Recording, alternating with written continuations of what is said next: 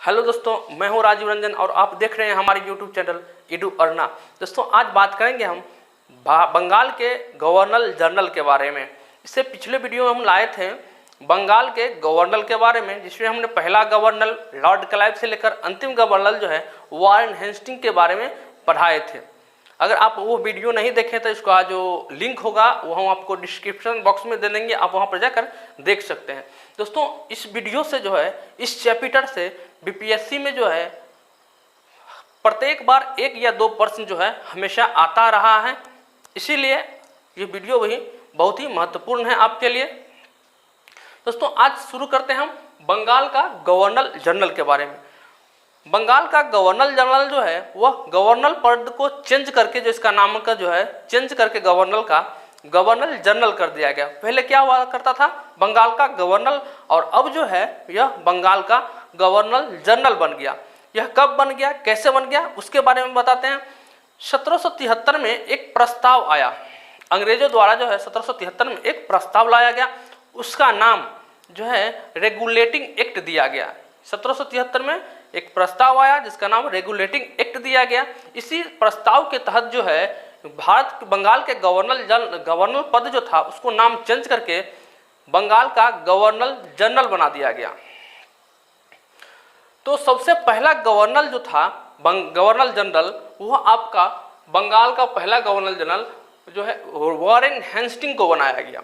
बंगाल का पहला governor general किसको बनाया गया, वारेन हेस्टिंग्स को। और इसका कार्यकाल जो था 1773 से 1785 ईस्वी तक का कार्यकाल इन्होंने बंगाल के गवर्नर जनरल के रूप में बिताया। और 1 साल जो था 1772 से 1773 तक इन्होंने बंगाल के गवर्नर के रूप में व्यतीत किया। चलिए, इसके वारेन हेस्टिंग्स के जो है कार्यकाल में क्या क्या मुख्य कार्य हुए जो एग्जाम में पूछे जाते हैं, उसके बारे में हम आपको बताते हैं। ध्यान से देखिएगा, क्योंकि आपका जो है बहुत ही महत्वपूर्ण यह चैप्टर है, खासकर बीपीएससी के लिए। दोस्तों, सबसे पहले जो बताएंगे हम उसमें है पहला पॉइंट कि रेगुलेटिंग एक्ट के तहत बंगाल का पहला गवर्नर जो है वारेन हेस्टिंग्स को बनाया गया। इसके बाद इन्होंने जो कार्य किए बंगाल के गवर्नर रहते हुए, उसमें जो 1772 ईस्वी में इसने एक राजस्व बोर्ड की स्थापना की, राजस्व बोर्ड का गठन किया, और कोष जो है मुद्रा कोष उसको मुर्शिदाबाद से कलकत्ता जो है ट्रांसफर कर दिया, यानी कलकत्ता लेकर चला गया। इसके बाद इन्होंने जो है एक अस्थाई बंदोबस्त का कार्य किया। भूमि सुधार के लिए इन्होंने एक अस्थाई बंदोबस्त का कानून लाया, जिसके अंतर्गत जो है इन्होंने 1772 में जो है 5 वर्ष के लिए और 1777 में जो है 1 वर्ष के लिए इन्होंने अस्थाई बंदोबस्त का कानून लागू किया या स्थापित किया। दोस्तों, वारेन हेस्टिंग्स को जो है न्यायिक सेवा का जनक भी कहा जाता है। यह न्यायिक सेवा का जनक क्यों कहा जाता है, तो इन्होंने न्यायिक व्यवस्था में जो है सुधार के लिए 1774 ईस्वी में एक कलकत्ता में एक सुप्रीम कोर्ट की स्थापना की। कलकत्ता में जो है इन्होंने एक सुप्रीम कोर्ट की स्थापना की, जिसके अंतर्गत जो है एक मुख्य न्यायाधीश होते थे, जिसका नाम जो है एलिजा इम्पे था, और उसके सहायता के लिए 3 न्यायाधीश होते थे, जिसका जो नाम है चैम्बर्स पहला था, लिमेस्टर दूसरा, और हाइड जो था वह तीसरा जो न्यायाधीश हुआ करता था। इसके कार्यकाल में जो है 2 महत्वपूर्ण संधियां हुई, जिसमें पहला है आपका बनारस की संधि जो 1773 ईस्वी में हुआ था, और यह संधि जो है वारेन हेस्टिंग्स और शुजा-उद-दौला के बीच हुआ था। शुजा-उद-दौला ने इस संधि के तहत जो है रुहेलखंड पर कब्जा कर लिया। किस संधि के तहत, तो बनारस के संधि के तहत रुहेलखंड पर जो है शुजा-उद-दौला ने कब्जा कर लिया। फिर इसके बाद एक और संधि हुआ, वह था फैजाबाद की संधि। फैजाबाद की संधि के अंतर्गत जो है वारेन हेस्टिंग्स ने अवध के बेगमों को उसकी संपत्ति की सुरक्षा की गारंटी दी, यानी अवध के जो बेगम थे उसकी संपत्ति की सुरक्षा की गारंटी दी। किसके अंतर्गत, तो यह फैजाबाद के संधि के अंतर्गत दिया। इसके बाद इन्होंने इस पर जो है इन्होंने एक चर्चित घटना हुआ, जिसमें के अंतर्गत जो है इन्होंने नंद कुमार को फांसी की सजा दिलाया। नंद कुमार को फांसी की सजा दिया गया है, या नंद कुमार पर जो है अभियोग लगाया गया 1775 ईस्वी में। इसके अंतर्गत जो था नंद कुमार ने इन्हों पर वॉरेन हेस्टिंग पर जो है उस पर भ्रष्टाचार का आरोप लगाया। नंद कुमार पर जो है इन्होंने भ्रष्टाचार का आरोप लगाया, जिसके अंतर्गत जो है नंद कुमार ने मीर जाफर के विधवा पत्नी मुन्नी बेगम से जो है अल्प वयस्क नवाब के जो है संरक्षण देने के नाम पर वॉरेन हेस्टिंग ने इससे 3.5 लाख रुपए का कर्ज लिया था या रिश्वत लिया था। यह आरोप उन्होंने वॉरेन हेस्टिंग पर लगाया, जिसके कारण जो है इन्होंने वॉरेन हेस्टिंग को फांसी की सजा दिलवाया। तो ये नंद कुमार को फांसी का जो है इन्होंने सजा सुनवाया। फिर इन्होंने 1774 ईस्वी में जो है विलियम्स जोन्स ने इन्हीं के कार्यकाल में 1774 ईस्वी में विलियम जोन्स ने कलकत्ता में एशियाटिक एसोसिएशन ऑफ बंगाल की स्थापना की। दोस्तों यह महत्वपूर्ण है, इस पॉइंट में जो है इस वॉरेन हेस्टिंग के कार्यकाल से संबंधित में ये महत्वपूर्ण है। एशियाटिक एसोसिएशन ऑफ बंगाल, इसकी स्थापना जो है इन्हीं के शासनकाल में हुआ था। और यह किसने किया था? तो इन्होंने विलियम जोन्स ने किया था। किसने किया था? विलियम जोन्स ने एशियाटिक एसोसिएशन ऑफ बंगाल की स्थापना किया था। इसके अंतर्गत इस सोसाइटी ऑफ बंगाल के अंतर्गत जो है सबसे पहले एक भागवत गीता का जो है इंग्लिश में अनुवाद किया गया, और वह अनुवाद जो है विलिकिंस ने किया था। किसने किया था? गीता का इंग्लिश अनुवाद सर्वप्रथम विलिकिंस ने किया था। इससे जो एक बहुत महत्वपूर्ण घटना है वो है आपका, यह एक मात्र गवर्नर जनरल जिस पे जो है महाअभियोग का चलाया गया। यह एकमात्र गवर्नर था जिस पर महाअभियोग जो है चलाया गया। इससे जो सबसे महत्वपूर्ण घटना थी वॉरेन हेस्टिंग से संबंधित, वह जो है इतना ही थी जो एग्जाम में पूछे जाते हैं। अब चलिए आइए आते हैं दूसरा गवर्नर जनरल के बारे में। बंगाल का दूसरा गवर्नर जनरल। दोस्तों बंगाल का दूसरा गवर्नर जनरल जो था वह कर्नवालिस को कहा जाता है। एक और गवर्नर जनरल आया था इससे पहले, क्योंकि 1785 में जो इसका कार्यकाल खत्म हुआ और 1786 से जो है इसका कार्यकाल शुरू हुआ दूसरे का। तो बीच में जब कुछ समय बचा था उसमें जो है आपका मेफरसन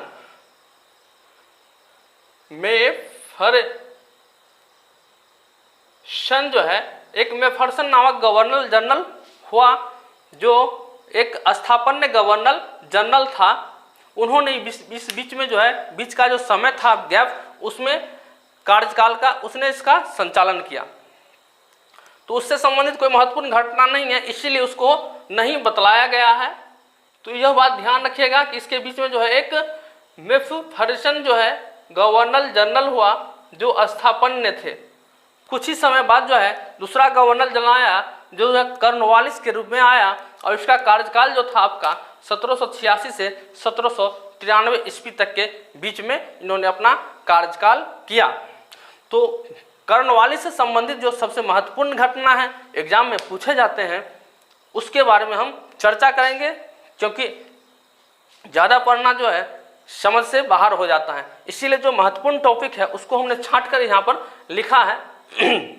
तो कर्नवालिस से संबंधित जो सबसे महत्वपूर्ण घटना है उसमें है कर्नवालिस को जो है भारत में सिविल सेवा का जनक कहा जाता है। सिविल सेवा का जनक कहा जाता है या सिविल सेवा का जन्मदाता कहा जाता है। इसे भारत का पुलिस सेवा का जन्मदाता भी कहा जाता है। एक तो सिविल सेवा का जन्मदाता था, उसके बाद जो है पुलिस सेवा का भी जन्मदाता कहा जाता है कर्नवालिस को। दोस्तों 1792 ईस्वी में जोनाथन डंकन द्वारा जो है बनारस में एक संस्कृत विद्यालय की स्थापना कर्नवालिस के ही कार्यकाल में हुआ। इन्होंने जो एक सुप्रीम कोर्ट था उसको जो है उसके अलावा इसने कलकत्ता, ढाका, पटना और मुर्शिदाबाद में प्रांतीय न्यायालय की स्थापना किया। प्रांतीय न्यायालय की स्थापना किया, जिसके में जो है 3 बंगाल में और 1 बिहार में जो है इन्होंने प्रांतीय न्यायालय की स्थापना किया, जिसमें जो था कलकत्ता में आपका, बंगाल में कलकत्ता था, ढाका था और मुर्शिदाबाद था, और बिहार में एकमात्र जो था वह था आपका पटना, जहां पर इन्होंने प्रांतीय न्यायालय की स्थापना की। कर्नवालिस से संबंधित जो है, कर्नवालिस के कार्यकाल में सबसे महत्वपूर्ण जो प्रश्न आता है वो होता है दास प्रथा पर रोक। यानी कर्नवालिस ने 1789 ईस्वी में दास प्रथा पर रोक लगाया था, और यह जो है वह सिर्फ बंगाल तक ही सीमित था। पश्चिम बंगाल तक ही यह दास प्रथा पर रोक जो है सीमित था। तो सबसे महत्वपूर्ण है इससे के कार्यकाल से संबंधित जो प्रश्न में बार बार पूछा जाता है कि दास प्रथा का रोक सर्वप्रथम किसने लगाया, तो वह आपका कर्नवालिस ने सबसे पहले दास प्रथा पर रोक लगाया, और 1789 ईस्वी में इन्होंने ही दास प्रथा पर रोक लगाया था। फिर बनारस में उन्नति के लिए इन्होंने व्यापार में उन्नति के लिए इन्होंने जो है बोर्ड ऑफ ट्रेड की स्थापना किया। बोर्ड ऑफ ट्रेड की स्थापना जो है इन्होंने ही व्यापार में जो है उन्नति के लिए किया था। शक्तियों के पृथकीकरण का सिद्धांत संहिता को जो है कर्नवालिस कोड भी कहा जाता है। इन्होंने जो शक्तियां था, जो अलग अलग जो सभी शक्तियां जो किसी एक व्यक्ति में समाहित रहता था, उसको इन्होंने अलग अलग बंटवारा कर दिया। जैसे न्याय का कोई और होगा, कर्ज वसूली का कोई और होगा, किसी और के पास शक्ति रहेगा, उसी शक्ति के जो एक संहिता था, जो एक नियम था, उसी को जो है कर्नवालिस कोड भी कहा जाता है। और यह कर्नवालिस कोड की स्थापना जो है 1793 ईस्वी में किया गया। फिर है कर्नवालिस ने भूमि सुधार नियम के तहत अस्थायी बंदोबस्त व्यवस्था लागू किया। किसका लागू किया? स्थायी बंदोबस्त। कब? किसके लिए? तो भूमि सुधार के लिए इन्होंने अस्थायी बंदोबस्त कानून जो है लागू किया, जिसके अंतर्गत जो था भूमि का मालिक वो जो है जमींदार को बनाया गया, जिसकी प्रशंसा जो है वो आरसी दत्त ने इसकी प्रशंसा की इस नियमों का। कर्नवालिस से संबंधित जो एक महत्वपूर्ण घटना है जो एग्जाम में भी पूछ सकता है आपको, वह था कि कर्नवालिस एकमात्र ऐसा गवर्नर जनरल है जिसका समाधि भारत में है, और वह भारत में जो है यूपी के गाजीपुर में इसका समाधि स्थित है। यह प्रश्न पूछा है कई बार एग्जाम में, तो इसको इसलिए आप याद रखिएगा कि जो ऐसा कौन सा गवर्नर है जिसका समाधि भारत में स्थित है, तो होगा आपका कर्नवालिस का समाधि जो ही भारत में यूपी के गाजीपुर में स्थित है। तो इससे संबंधित जो कर्नवालिस से यही महत्वपूर्ण बिंदु है जिसको आपको ध्यान में रखना होगा। चलिए अब बात करते हैं सर जॉन शोर के बारे में। ये जो थे तीसरा गवर्नर जनरल हुआ सर जॉन शोर। इसका कार्यकाल जो है आपका 1793 से 1798 तक के बीच में इसका कार्यकाल हुआ। इसी के समय एक चार्टर एक्ट आया जो 1793 में पारित हुआ। 1793 के चार्टर एक्ट जो है इसी के कार्यकाल में प्रारंभ हुआ।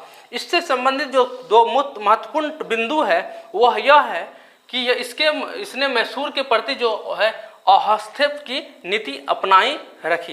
यानी मैसूर के प्रति जो था पिछले गवर्नर ने हस्तक्षेप की नीति जो अपनाया था उसको इन्होंने अपनाए रखा।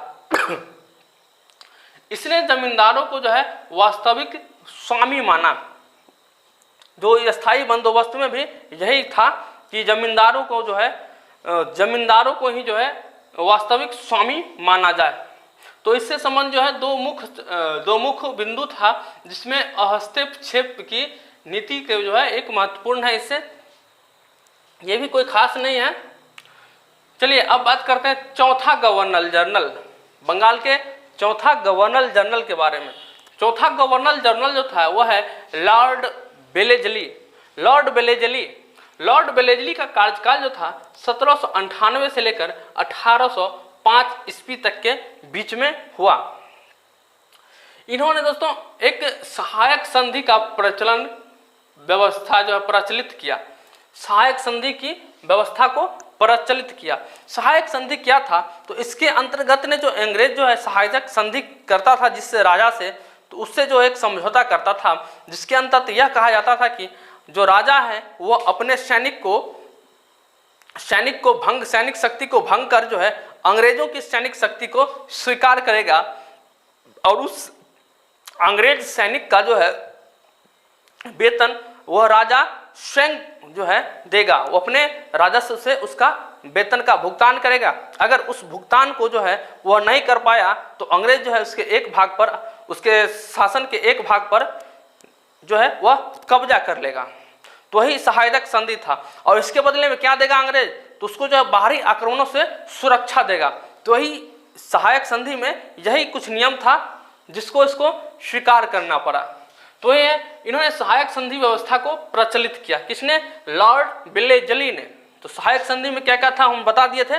पहला कि जो भारत का राजा था जो इस सहायक संधि में भाग लेगा, संधि करेगा, उसको अपना जो सैनिक था, सैनिक व्यवस्था उसको भंग करके अंग्रेज के सैनिक व्यवस्था को स्वीकारना होगा और उस अंग्रेज के सैनिकों को अपने राजस्व से उसको वेतन का भुगतान करेगा। अगर वह भुगतान नहीं कर पाया तो इसके सत्ता का एक भाग पर अंग्रेज कब्जा कर लेगा और इस अंग्रेज अपने जो है उसके बदले में उसको क्या देगा, तो वह इसके राज्य पर जो है बाहरी शासनों का आक्रमण होगा तो उससे इस राजाओं का वह रक्षा करेगा, है ना।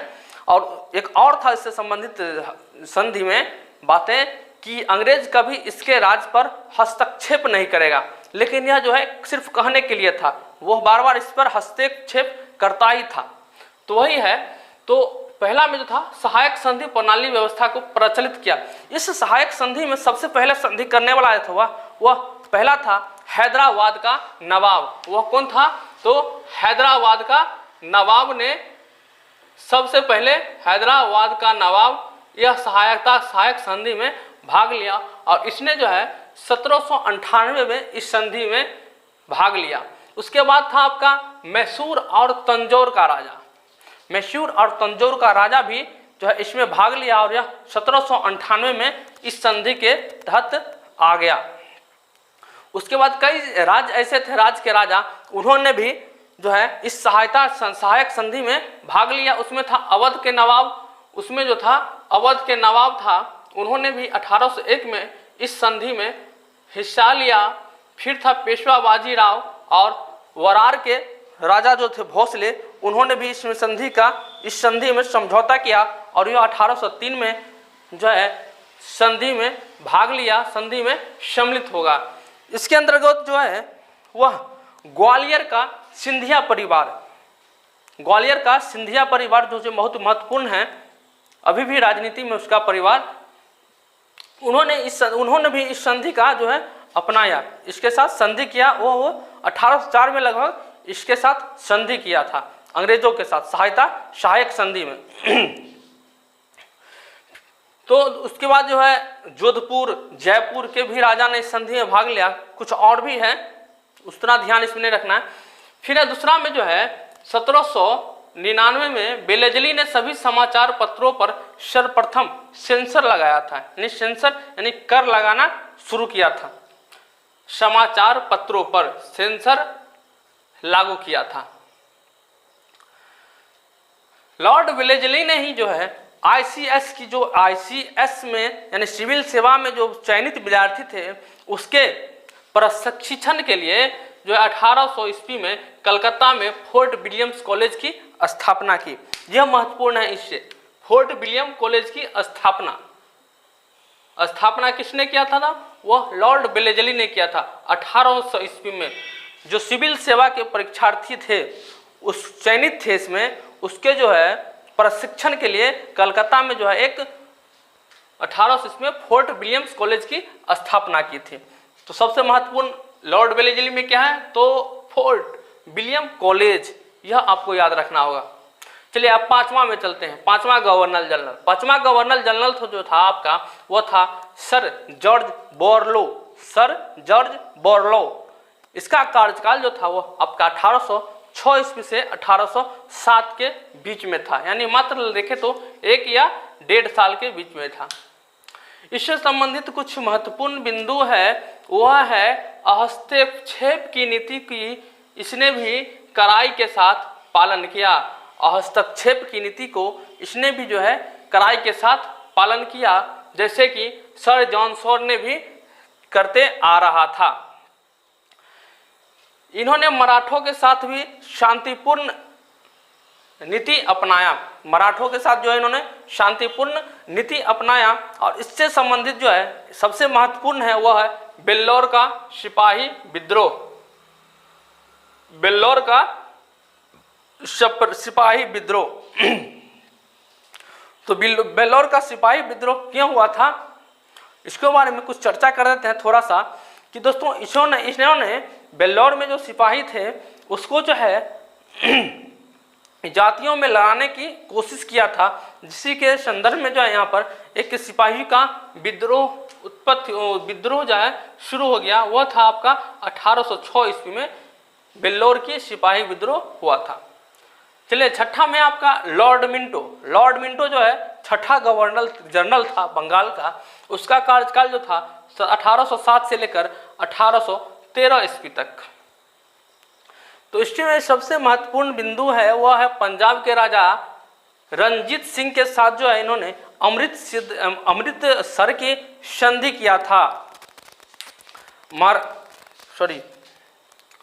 पंजाब के राजा जो थे राजा रंजीत सिंह, पंजाब के राजा रंजीत सिंह, उसके साथ इनने अमृतसर की जो है संधि किया था। किसने? तो लॉर्ड मिंटो ने 1806 में संधि किया था, अमृतसर के संधि।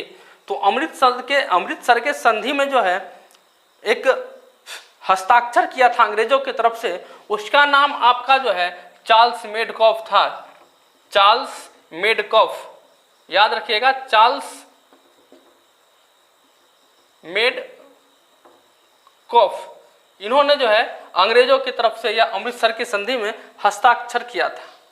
तो लॉर्ड मिंटो से संबंधित सबसे महत्वपूर्ण बिंदु है वो आपको यहाँ लिख दी है, अमृतसर की संधि। चलिए आप चलते हैं बंगाल के 7वें गवर्नर जनरल के बारे में चर्चा करते हैं। तो बंगाल के जो 7वें गवर्नर जनरल थे वो थे आपका lord Hasting. Lord Hasting, confuse होने की कोई बात नहीं है।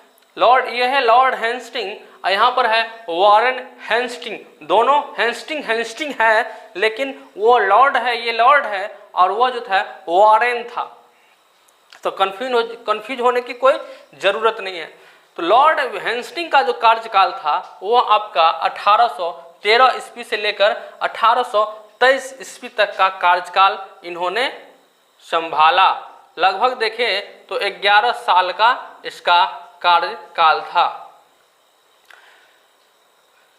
देखिए सभी राजा जो थे वह हस्तक्षेप की नीति को जो है कड़ाई से पालन करते आ रहे थे, लेकिन ये जो लॉर्ड हेस्टिंग था इन्होंने हस्तक्षेप की नीति को त्याग दिया और जो है या दूसरे के राज पर हस्तक्षेप जो है करना शुरू कर दिया था। तो वही है, हस्तक्षेप की नीति को इन्होंने त्याग दिया।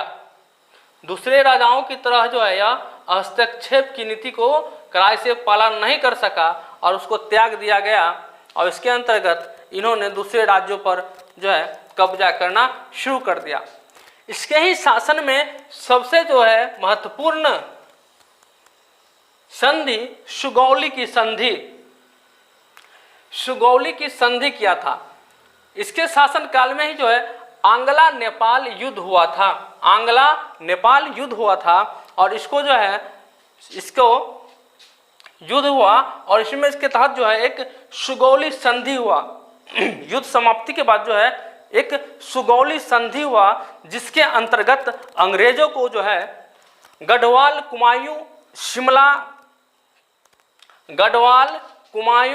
शिमला, रानीखेत एवं नैनीताल जो शहर था उसको जो है इसके अंतर्गत सुगौली के संधि के तहत अंग्रेजों को सौंप दिया गया था। यानी अंग्रेजों ने नेपालियों ने जो अंग्रेजों को सौंप दिया था। जैसे गढ़वाल हो गया, नैनीताल, कुमायूं, रानीखेत और अन्य कई ऐसे क्षेत्र था जिसको सुगौली संधि के तहत अंग्रेजों को सौंप दिया गया था। इससे जो सबसे अधिक फायदा जो हुआ नेपालियों का वह यह हुआ कि यह अंग्रेज के सेना में भर्ती होना शुरू हो गया था, जिसको एक क्या कहते हैं उसको, बंगाल को अंग्रेज का जो था गोरखा सैनिक जो था वह अंग्रेज के सेना में 1857 से इसी संधि के तहत भर्ती होना शुरू हो गया। यह सबसे बड़ी फायदा था किसका, तो नेपाल का। आंग्ला मराठा युद्ध जो भी लॉर्ड हेस्टिंग के ही शासन काल में हुआ, इसमें अंग्रेज पूर्णतः विजय हो गया था। 3 आंग्ला मराठा युद्ध हुआ था, जिसमें अंतिम में अंग्रेज पूर्णतः विजय हो गया था और मराठा संघ का इसी के तहत अंत हो गया और बाजीराव को इसमें हार का सामना करना पड़ा। इसी के तहत इस हार के साथ ही जो मराठा का संघ था वह समाप्त हो गया और समाप्त होने के बाद इसने लॉर्ड हेस्टिंग ने यह मराठा का जो शासन वो शिवाजी के जो पुत्र थे प्रताप सिंह उसको सौंप दिया गया। अब इसके शासनकाल में इन्होंने एक समाज के लिए इन्होंने एक कार्य किया। वह कार्य था पिंडारियों का अंत किया। पिंडारियों का जो मतलब होता है वह लुटेरो। उस समय जो लूट कांड की घटना अधिक हो गया था उसको इन्होंने अपनी पुलिसों के द्वारा इसको अंत कर दिया गया और बहुत हद तक कम कर दिया गया। अंत तो नहीं कर सकते हैं, बहुत हद तक उसको कम कर दिया गया। किसको, तो लुटेरे को, गैंग को, लूट कांड की घटनाओं को इन्होंने अपने ही शासन में बहुत हद तक कम कर दिया गया अपने अच्छे प्रशासनिक व्यवस्था के कारण। और इसमें इन्होंने प्रेस को स्वतंत्र समर्थन दिया। प्रेस को इन्होंने स्वतंत्र समर्थन दिया और सेंसरशिप इसको हटा लिया गया था। तो लॉर्ड हेस्टिंग के संबंधी जो था महत्वपूर्ण घटना आपका एक सुगौली का संधि और आंग्ला मराठा युद्ध लॉर्ड हेस्टिंग के समय में हुआ था। 8वां गवर्नर जनरल आपका लॉर्ड एडम्स है। लॉर्ड एडम्स, इसका शासनकाल कुछ समय के लिए था 1823 ईस्वी में। यह एक स्थापन्य गवर्नर था और इसका शासन इसलिए जाना जाता है कि इन्होंने प्रेस को प्रतिबंध लगा दिया था। इसका शासन इसी के लिए ही जाना जाता है कि इन्होंने प्रेस पर प्रतिबंध लगा दिया था। इसके बाद एक और गवर्नर आया जो था लॉर्ड अमहर्स्ट। लॉर्ड अमहर्स्ट वो एक और गवर्नर था जिसको हम बताते हैं। थोड़ा बोर्ड साफ कर लेते हैं, तब तक वीडियो में आप बने रहें।